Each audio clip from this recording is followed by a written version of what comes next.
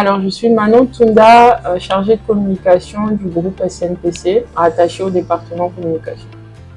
Les réseaux sociaux, j'ai vu des images, des vidéos passer, mais je ne me suis pas attardée plus que ça. Ensuite, il y a eu la demande de sponsoring à travers la fondation SNPC où on a été impliqué directement. Donc, c'est là qu'on a cherché à s'intéresser un peu plus à l'association.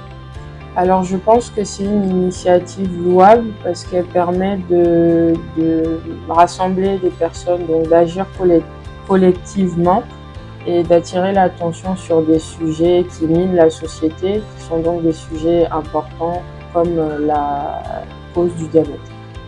Pourquoi je suis engagée? Tout d'abord parce que c'est pas une première pour moi. J'ai souvent participé au challenge du ruban rose qui lui lutte contre les cancers, notamment le cancer du sein, depuis plusieurs années. Donc pour moi, la cause du diabète était une suite logique. Deuxièmement, parce qu'on est tous directement ou indirectement liés. On a tous un parent ou un ami qui a un parent, un frère ou une sœur qui est atteint de cette maladie.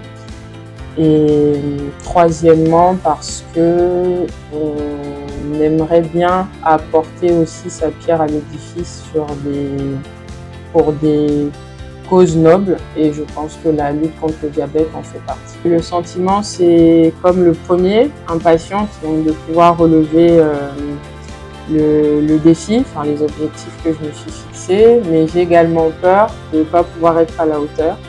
Parce que l'année dernière, sur les 64 km, j'ai pu n'en faire que 30. Donc là, je me suis fixée d'aller au-delà des 30 et j'espère que je pourrai être à la hauteur de ça. Alors la première, je dirais le dépassement de soi, parce qu'à chacun des kilomètres parcourus, on a envie d'en faire encore plus.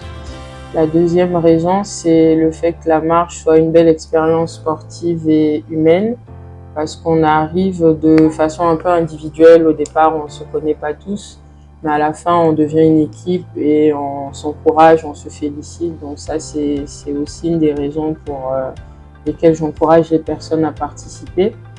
Et la troisième raison, c'est agir pour la cause, simplement. Parce qu'on se dit qu'en faisant ça, on contribue à ce que le diabète ne soit plus un fléau dominant dans notre pays, ou sinon qu'il le soit moins à travers les initiatives de l'association.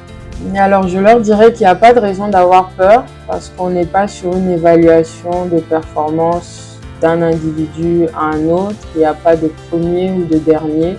Il y a simplement